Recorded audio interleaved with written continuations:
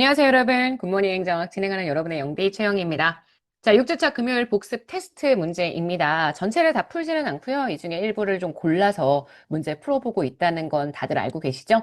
보시면 저희 수업 시간에 봤었던 선지들, 조금 낯선 선지들 있는데, 일단 복습 테스트의 문제들은 기본적으로 조금 수월하게, 아직 기출 들어가지 않았기 때문에 기본 개념 내용들로 풀 수 있게 조금 수월하게 구성을 했습니다. 그들 중에서도 좀 정리가 필요한 문제 이번에는 7개 골라봤는데요. 요거 저랑 한번 쓱쓱쓱 풀어볼 거니까 여러분 잘 보시면서 따라와 주세요. 자, 1번부터 갑시다. 조직의 원리 했어요. 조직의 원리는 아시겠지만 네, 고정기 조직 이론이 막 나왔었던 1800년대 후반에서 1900년대 초반 이때 나타났었던 원리들이고요. 그걸 항상 머릿속에 염두에 두고 내용 보시라고 했죠. 자, 명령 통일의 원리는 제가 이건 봤던 선지입니다. 여러 상관이 명령을 할 수가 없습니다. 한 상관이 명령하면 부하 하나와 1대1 대응을 할 수 있도록 만들어주는 것. 그래서 여러 상관이 지시한 명령이 다를 경우 통일되어야 한다. 이런 원리가 아니라고 말씀을 드렸습니다. 자, 2번입니다.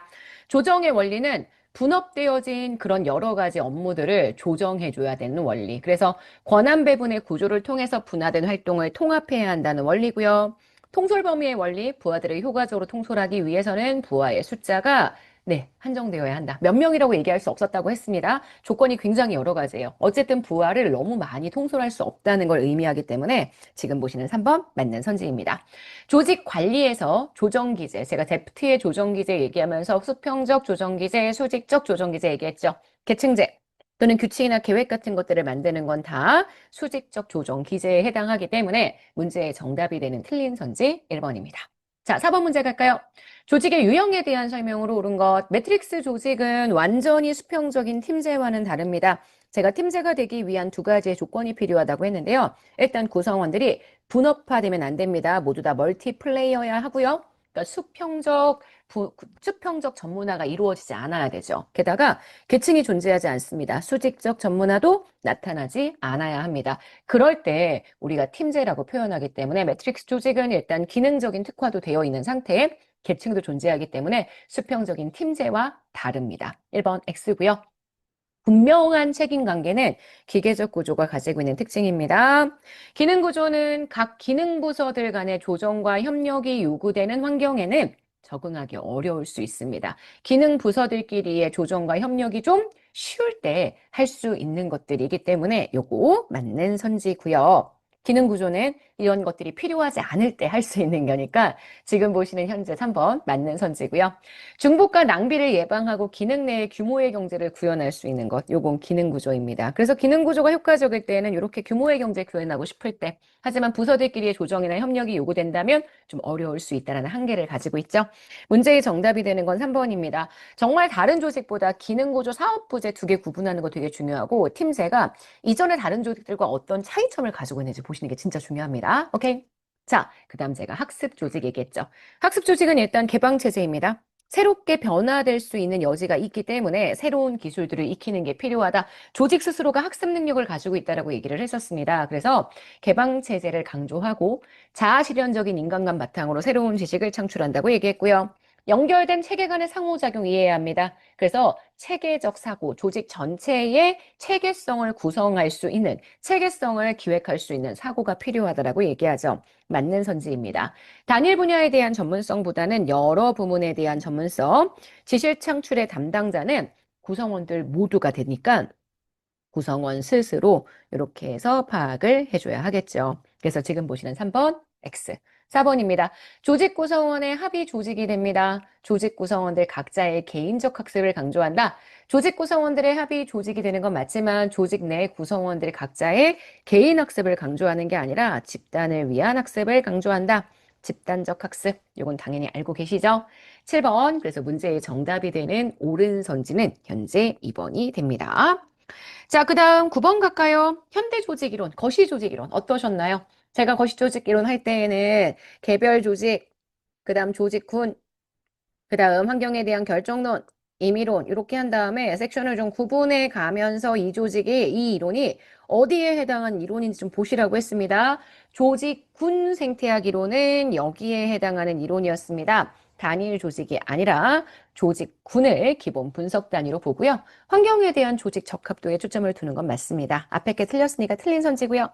거래비용 이론 말씀드렸죠. 자원의존 이론은 여기, 자원의존 이론은 여기, 지금 보시는 거래비용 이론은 여기. 그래서 자원의존 이론의 접근법이다. 말도 안 되는 얘기인데다가 원래 거래비용 이론은 조직 간 거래비용과 조직 내 거래비용 두 개를 비교합니다. 상대적으로 비용이 저렴한 쪽으로 거래가 이루어질 수 있도록 해줘야 한다. 이걸 설명했던 이론이기 때문에 두 거래비용 모두에 관심을 두고 있다. 이렇게 보셔야 되고요.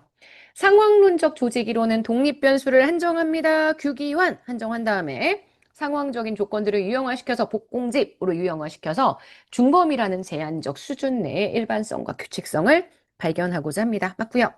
대리 이론에 따르면 정보의 비대칭성, 대칭성이 아닙니다. 정보가 균등하게 나타나지 않았다라는 비대칭성이 합리적 선택을 제약한다고 보고요. 주인 대리인의 관계는 조직 내에서도 나타날 수 있다고 봤기 때문에 지금 보시는 4번 틀린 선지가 됩니다. 자, 11번 갈까요? 동기부여 이론에 대한 설명으로 가장 옳지 않은 것, 허츠버그의 욕구 충족 이계 요인 이론. 동기 요인이 존재하지 않는다고 하더라도 이게 불만족을 일으키지는 않는다. 계속 말씀드렸지만 불만 요인, 위생 요인과 동기 요인은 개별적으로 분리됩니다. 두 개가 서로에게 영향을 주지 않기 때문에 동기 요인이 없다고 하더라도 그게 불만스럽지는 않습니다. 그래서 맞는 선지고요. 자, 맥클리랜드의 성취 동기 이론. 아시겠지만 인간의 욕구는 학습됩니다. 그 학습되는 욕구에는 권력도 있고 친교도 있고 그리고 성취하고자 하는 욕구도 있고 이 성취하고자 하는 욕구가 조직 생산성에 가장 중요한 영향을 미칠 수 있기 때문에 이 권력 욕구를 성취 욕구로 바꿔주셔야 맞는 선지가 됩니다. 자, 로크의 목표 설정 이론에 의하면 목표 설정 이론은 구체적이고 어려운 목표의 설정 그리고 목표 성취도에 대한 환류 이런 것들을 강조한다고 얘기합니다. 자, 블룸의 기대 이론. 자신이 어떤 수준의 성과를 달성하면 그 성과에는 당연히 보상이 주어질 것이다. 퍼포먼스를 하면 그게 리워드로 연결된다. 이게 인스트루멘틀리티, 우리가 수단성이라고 얘기했던 거죠. 제가 블룸의 VIE 이론은 VIE, 밸런스, 인스트루멘틀리티, 익스펜턴시 이 세 가지의 내용이 정말 다 정리될 수 있게 꼭 해주셔야 한다고 했습니다. 11번 문제의 정답이 되는 옳지 않은 선지는 그래서 2번입니다. 자, 13번 갈까요? 리더십에 대한 설명. 특성론은 지적인 능력도 리더의 되게 중요한 자질 중에 하나라고 생각합니다. 중시하고요. 행태론은 리더가 실제 어떤 행동을 하느냐, 그 행태에 초점을 둔 이론입니다. 상황론의 대표적인 예, 피들러의 상황 조건론, 하우스 에반스의 경로 목표 모형, 이런 것들이 들어갈 수 있기 때문에 3번 맞고요. 허쉬와 블렌차드는 부하의 성숙도에 따라 리더의 역할이 지설참이 달라진다고 주장을 합니다. 맞습니다. 문제의 정답이 되는 틀린 선지는 1번입니다. 자, 그 다음 정부 조직에 대한 얘기 한번 가볼까요? 다 외우셨죠? 중앙행정기관과 소속기관. 중앙행정기관이라고 얘기한다면 보통 본부 조직을 이야기하는 표현입니다. 본부 조직에는 최고 관리층과 하부 조직이 있고요. 하부 조직은 보조기관과 보좌기관으로 나뉜다. 이렇게 볼 수 있고요. 소속기관은 특별 지방행정기관, 그죠? 특별 지방행정기관, 일성기관이라고 표현하기도 합니다. 그 다음 부속기관. 이렇게 있죠. 이렇게 정리가 일단 되어야 그 다음 정부 조직에 대한 내용들을 정리할 수 있다라고 했습니다. 부속기관은 행정기관의 직접적인 행사를 임무로 하는 기관에 부속해서 그 기관을 지원하는 행정기관을 말합니다. 맞습니다. 정부 조직 중에 위원회 있죠. 위원회 중에서도 우리가 금방공원 관계 6개의 위원회를 얘기했습니다. 이들 위원회는 행정위원회입니다. 제가 자문위와 행정위원회 아주 가볍게 설명을 했는데 사실 이 주제는 저희 다음 주 수업 내용을 통해서 정리를 할 거예요. 토요일 수업이겠네요. 오늘 수업에서 정리를 할 텐데 어쨌든 행정위원회에 대한 내용들이 자문위원회와는 다르다. 기억해 주시면 되고 국민권익위원회는 행정위원회에 해당하는 굉장히 중요한 위원회라고 말씀을 드렸습니다. 보조기관, 얘네가 개선 조직이고요. 보좌기관, 얘네가 참모 조직입니다. 좀 더 현실적이고 보수적인 속성을 지닐 수 있는 가능성이 높은 것은 주로 보조기관에 대한 설명이기 때문에 바꿔줘야 되겠죠. 하부기관이란 중앙행정기관에 소속된 기관, 특별지방행정기관과 부속기관 말한대요. 그거는 소속기관이죠. 요거입니다. 그래서 지금 보시는 4번 X. 자, 문제의 정답이 되는 건 그래서 1번인 것 보실 수 있습니다. 자, 여기까지 해서 우리 6주차 복습 테스트 모두 다 정리를 했습니다. 수업이 이제 9주차까지 진행이 될 예정인지라 여러분들이 6주차 테스트 끝냈죠? 7주차에는 저희 4장, 8주차에는 5장, 그 다음 9주차에는 6장과 7장의 내용들로 구성된 문제들을 보실 수 있을 거예요. 자, 이제 얼마 남지 않았으니까 좀 더 힘내서 공부하도록 합시다. 자, 여러분, 오늘 하루 정말 여러분 거고요. 내일 아침에 만날게요. 여러분, 안녕.